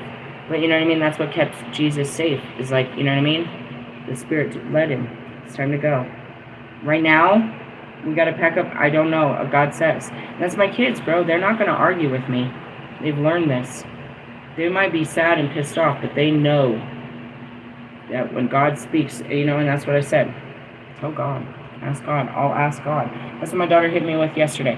She's like, can you buy me a bracelet making kit? I was like, not right this minute, but if you tell me that's what you want, I will talk to God about it, and he will show me what's the right place and where to get it and provide me the way to get it for you. Put your intentions, tell me a little bit more about it so I can tell God what you need, and, he'll tell me when and where and what to get you. But no, I'm not just getting up and running to go buy you a bracelet fucking making machine or whatever the fuck you're talking about right now. And that's it. It's like, I leave it up to God. If God doesn't give me a way or a will, then it's not happening. You didn't tell me to do it. You didn't tell me that I should be doing this. I turn to God for all things, bro. Seriously? Seriously. Like, I don't know. Let me pray on it. And that's where the kids get pissed off. No, I need time to talk to God about this. Which is my spirit, my spirit guides, and that's where we sit down and it's like, what's the best plan here? I don't just do what you say and what my mind says and what the world says is the best thing. I don't know if this is best, but that's what it means to be driven, guided by the Spirit. Your mind, it's not logical to your mind, and your mind's going to tell you no. You can't be with me unless you're spiritual, because you won't understand me, and your mind will stand in your way and in mine. You know what I mean? If I would have told you, like I told Sophie, hey, let's go over to fucking, where was it that we went? Cheeseman Park.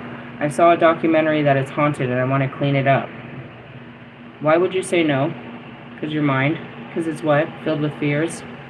She didn't have any fears. She never seen no ghost shit. She wasn't afraid. She thinks that I'm powerful, and if I said I was going to clean it up, she doesn't feel like something was going to get her. If I say, hey, I'm going to go do an exorcism, when I say it like that, do you think she's afraid for her life? You sit here, I'll be right back. Meaning I didn't bring you here to hurt you, and I have every intention to leave here and go back home to my kids and do laundry, and I gotta wake up in the morning. I'm all faithful in the fact of what I do, and, in the sense of what you consider evil. This is just what I gotta do. I'm not afraid. Are you afraid? Well, then I guess we can't hang out, because you're always afraid of some shit. You don't have the same faith and understanding in what we're doing and what God's doing in our lives. That's it. You're only trying to do what's right in your mind. Alright, so I'm going to stop here because it's another 2-hour video. I gave you too much and I'm ready to eat something. We will be talking about astral traveling, and I'll talk about, entering the realms and all that. And it has to go with the tree of life and entering these, these new realities. That's what got me there. Sacrificing old ways of life to be a new person is what got me there. I teach you, and that's what it's in every one of these books. Sacrifice. It was all about self-sacrifice and discipline. Giving up what's no longer serving you so you can have the highest, the highest version of life for yourself.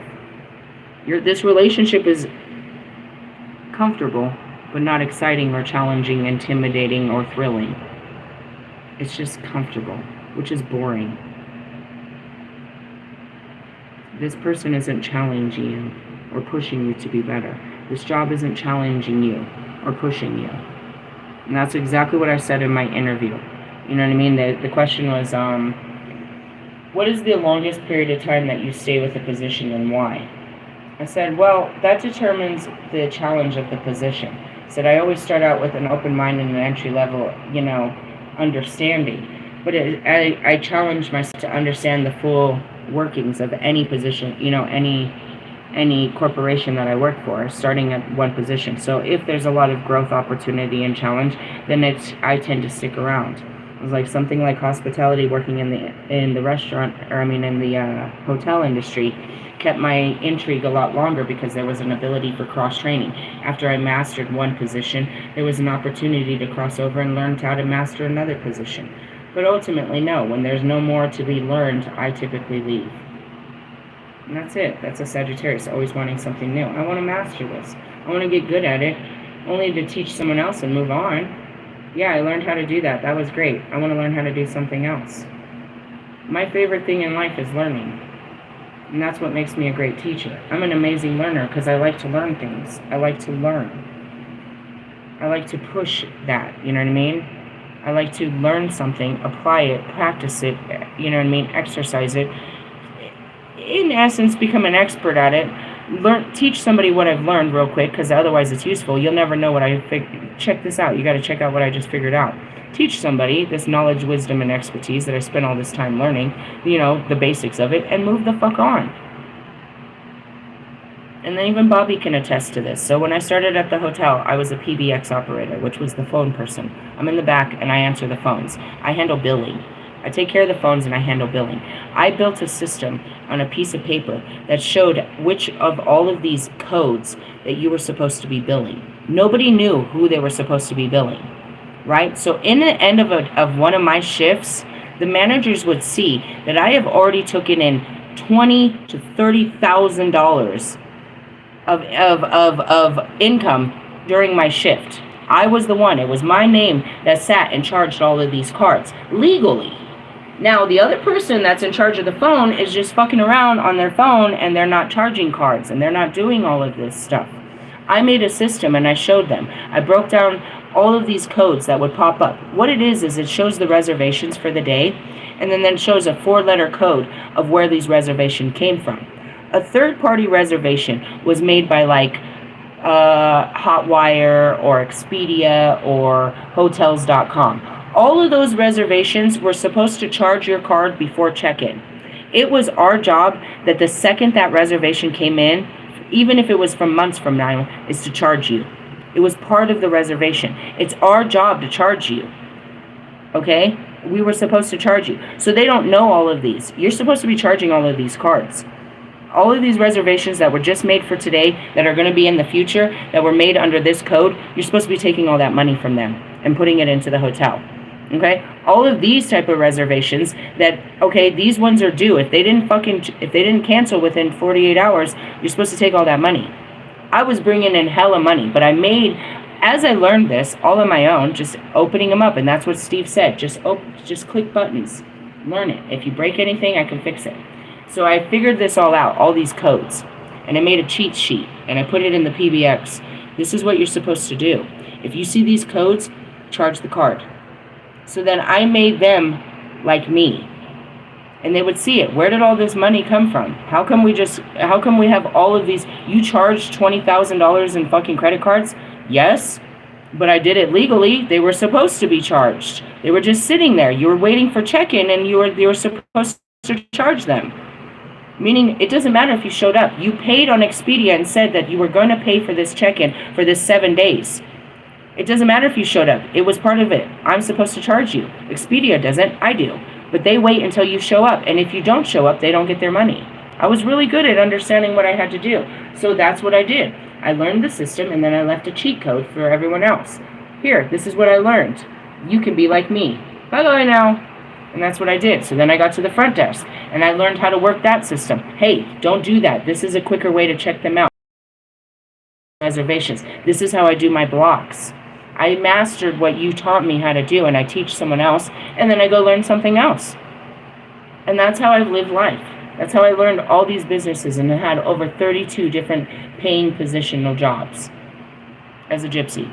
But that's also why you can't keep a job. I get bored. I know how to do this. There's no challenge to this. This is monotonous and boring. It's not pushing me. It's annoying me. I'm bored. I'm out of here. I'm going to go find another job to do. Something I never did before. It doesn't have to be prideful. I just got to keep myself busy. I can't do stupid shit like this. That's it. I've done all kinds of shit. It's like, I'm going to be a demolitionist. I thought they were going to give me a fucking... I thought I was really going to destroy some stuff. You know what they gave me? They gave me a power tool, a power screwdriver, or I mean a power something. I don't even know what it's called. Told me to take out a bunch of screws in the doors and stuff. I never did this before. Fine, I can do this for 8 hours. This is cool. I learned how to, you know, push the buttons and stuff. And do stuff. That was cool. That was entertaining. That was a good thing for me to do.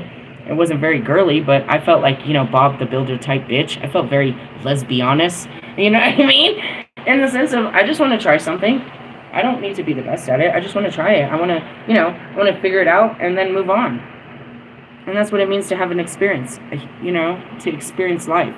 You don't have to be the best at everything. You just got to experience as much as you can and make it a good experience. It's like, oh, my dating life, man, I have had some experiences. And that's what it is. It's like, I mean, I'm not winning. You could call me a loser if you want, but I'm having one hell of an experience out here. We're going to put Lilith in the dating game. She doesn't even like men. This is going to be great.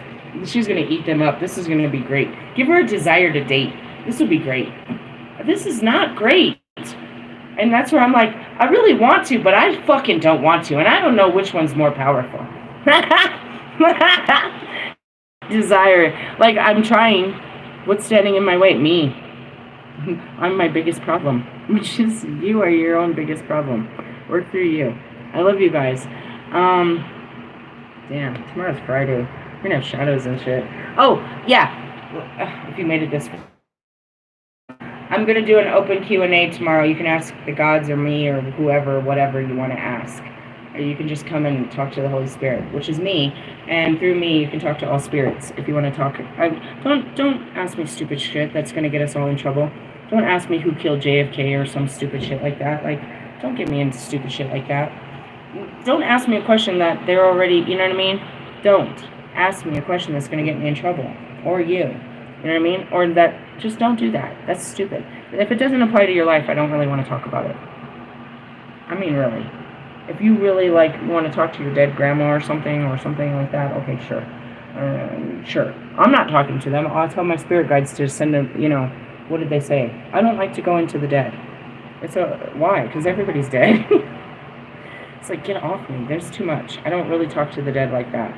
My guides talk to the, you know, I'll relay the message and they'll find out. Sometimes they show up.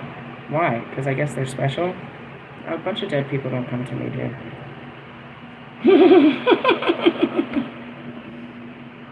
That's a lie. I mean, non-powerful dead people don't come to me. Only the powerful dead come to me. The Grateful Dead. That's what I heard. That is so awesome! I saw this guy. I was sitting there staring down, and his toes had the Grateful Dead design on them. I was like, is that the Grateful Dead design on your toes? He's like, yeah, I'm going to the concert tomorrow. I was like, are you serious? Are they still alive? What concert? What? His toes had the Grateful Dead. Synchronicities. Your soul having a human experience. That's what this is all about. You're not going to be able to be in your soul until you work through your emotions and your mind. Okay? I'll tell you about the soul travel tomorrow. Later, haters.